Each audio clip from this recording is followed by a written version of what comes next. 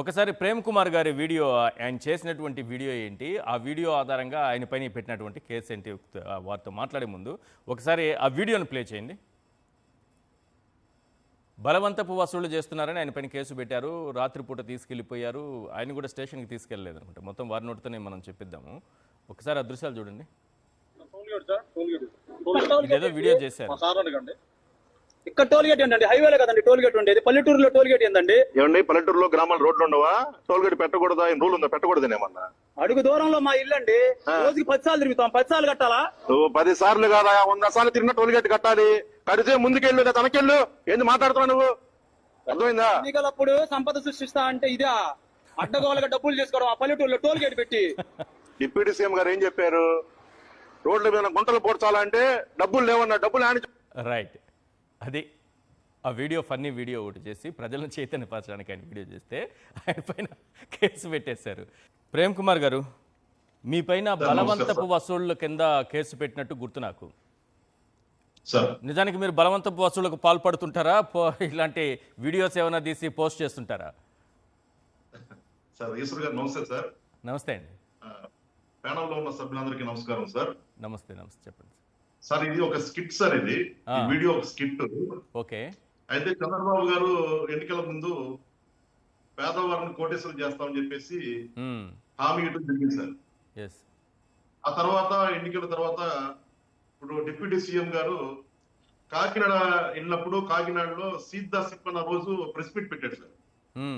ఒక press meet పెట్టి రోడ్ల మీద గొంతులు పొరచాలంటే డబ్బులు లేవు, ఖజానా ఖాళీగా ఉందని చెప్పేసి డిప్యూటీ సీఎం గారు ప్రెస్ మీట్ ద్వారా ప్రజలకు తెలియపరిచారు సార్. ఓకే. నేను ఈ రెండు కలుపుకొని 2024 డిసెంబర్ 9వ తారీఖు సాయంత్రం 6 గంటలకి టోల్ గేట్ ఒక వీడియో పెట్టాను సార్. చంద్రబాబు గారేమో ఎన్నికలకు ముందు పేదవారికి కోటేశ్వరం చేస్తా అన్నాడు. అధికారంలోకి వచ్చినాక ఆయన చెప్పిన మాట ఏంటంటే ఖజానా ఖాళీగా ఉంది, ఖజానాలో డబ్బులు రావాలంటే ఊరు ఊరు టోల్ గేట్ పెట్టాలని చెప్పేసి చంద్రబాబు గారు ప్రెస్ మీట్ చెప్పడం జరిగింది సార్. చంద్రబాబు గారు రేపు టోల్ గేట్ పెడితే ఎలా ఉండిద్దో నేను ఒక స్కిట్ ద్వారా ప్రజలకి ఎనకున్న కుర్రలంతా కారు మాదే, ఆ సెక్యూరిటీ గార్డు మా కుర్రోడు, అందరు నలుగురు మా కుర్రలో పెట్టుకొని ఒక స్కిట్ చేశాను సార్. గుడ్. అది డిసెంబర్ 9, 2024 మొన్న 24లో పెట్టాను సార్. అది పెట్టినాక డిసెంబర్ 12 తెల్లవారుజామున 3 గంటలకి మఫ్టీలో పోలీసులు మా ఇంటికి వచ్చారు సార్. మఫ్టీలో వాళ్ళు పోలీసు అని తెలియదు, మా తలుపులు కొడతా ఉన్నారు. కొడతా ఉంటే నేను బయటకు, మా ఇంట్లో ముందు బయటకు వచ్చేసి తలుపు తీసి ఎవరైనా అడిగితే ప్రేమ్ కుమార్ ఉన్నాడని చెప్పారు. అయితే వాళ్ళు సివిల్ డ్రెస్ లో వచ్చారు, పోలీస్ డ్రెస్ రాలేదు. ఎవరండి మీరు అడిగితే ప్రేమ్ కుమార్ గారితో మాట్లాడాలి, ఒకసారి పిలవమని చెబితే నేను బన్నీ మీద ఉన్నాను, లుంగి కట్టుకొని బన్నీ మీద ఉన్నాను, అంతే బయటకు వచ్చాను సార్. ఓకే. బయటకు వచ్చిన ఒక్కసారిగా నా బన్నీ ఇట పట్టుకొని నన్ను బలవంతంగా నన్ను లాక్కే ప్రయత్నం చేశారు. మా ఇంట్లో లాపారు. ఎవరు మీరు ఏంటంటే మేము పోలీసులు అని చెప్పారు.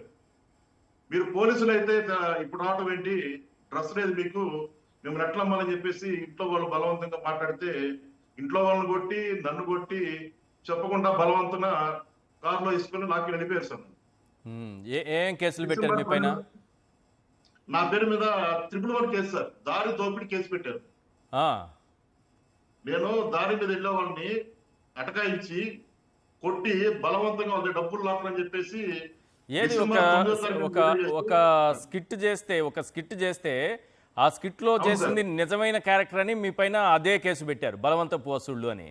మరి సినిమాల్లో హీరోలు 100 మందిని చంపేస్తూ ఉంటారు, ఒక్కొక్క దెబ్బకు ఒక్కొక్కరిని చంపేస్తూ ఉంటే ఇంతమంది మర్డర్ కేసులు ఎంతమంది హీరోల పైన పెట్టాలి ఇప్పుడు? ఇదే బాలకృష్ణ ఉన్నాడు సార్, సినిమాలో అందరు నవ్వుతూ ఉంటాడు కదా. అఖండ సినిమాలో 100 మంది నవ్వుతాడు బాలకృష్ణ. ఈ బాలకృష్ణ హీరోయిన్ చంపడమే కదా పని ఇప్పుడు హీరోలకి. అదే పని బాలకృష్ణ సినిమా సార్. లక్షల్లో కేసులు పెట్టాలి బాలకృష్ణ మీద, అంతే కదా. అలా కాకుండా నేను టోల్ గేట్ పెట్టి ప్రజలకి చేతులు చేస్తా ఉన్నాను. ఇట్లా ఎన్నికలకు ముందు ఏ విధంగా హామీ ఇచ్చారు, ఎన్నికల తర్వాత ఏ విధంగా మాట్లాడుతున్నారు, ప్రజలు ఏ విధంగా మోసం చేస్తున్నారు, నేను స్కిట్ ద్వారా ప్రజలు తెలియపరిస్తే నా మీద దారి దోపిడీ పెట్టేసి నన్ను కొట్టి తీసుకెళ్లేరు. తీసుకెళ్లిపోయి డైరెక్ట్ గా పోలీస్ స్టేషన్ తీసుకెళ్ళా సార్ నన్ను. దారి పొడవునా నన్ను కొడుతూ నీ వెనకెవరు ఉన్నారా, నీ దోరు చేపిస్తున్నారా, నీకు డబ్బులు ఎవరు ఇస్తున్నారా, బూతులు నానా బూతులు మాట్లాడతా డొక్కల్లో గుత్తా తీసుకెళ్లిపోయి ఎస్ కర్నూలు తీసుకెళ్లిపోయి కర్నూలులో పోలీస్ ట్రైనింగ్ సెంటర్ లో ఉంచారు సార్ నన్ను. పోలీస్ ట్రైనింగ్ సెంటర్ లో వచ్చి ఒక దొంగకి ఖైదీకి సంఖ్యలు వేస్తారే 4 చేతులు 2కి కాళ్ళకి 4 వేసి ఒక మంచానికి వేసారు సార్ నన్ను కట్టారు. ఓకే నాకు చాలా బాధ వేసింది. ఏ రోజు నేను జైలు కానీ స్టేషన్ కానీ చూడలేదు నేను. అంటే ఎవరు పెద్ద మనిషికి ఎవరికి ఆపద వస్తే రావడమే కానీ నా మీద ఏ కేసు లేదు సార్. అది మా నాన్నగారు పోలీస్ సార్, సంఖ్యలో వేయటం అని చెప్పిన ఒకసారిగా బాధ వేసింది, నాకు బాధ వేసింది. సార్ మేము చేసిన తప్పేందండి, మేము ఏం చేసాం అడిగితే నా కొడక ఏందిరా ఈ వీడియో అని చెప్పేసి నేను అడుగుతాను. ఓకే వీడియో సార్ అట్లా తప్పే ఉంది, చంద్రబాబు గారు చెప్పిన మాట కదా, పవన్ కళ్యాణ్ గారు చెప్పిన మాట కదా, అవును మేము వాస్తవాలు ప్రజలు తెలియపరుస్తున్నది తప్పే ఉంది సార్ అంటే మమ్మల్ని కొడతాం తిడతాం సంఖ్యలు వేసి రిమాండ్ లో పెట్టారు సార్. 12 రోజులు ఉన్నారు సార్ జైలు. రైట్. ఎప్పుడైనా సరే హైకోర్టు అన్ని ఇప్పుడు సిబిఐకి ఇచ్చింది కాబట్టి రవీంద్రారెడ్డి కేసును ప్రతి కేసు విషయంలోనూ కూడా దృష్టి పెట్టాల్సిన అవసరం ఉందనిపిస్తుంది.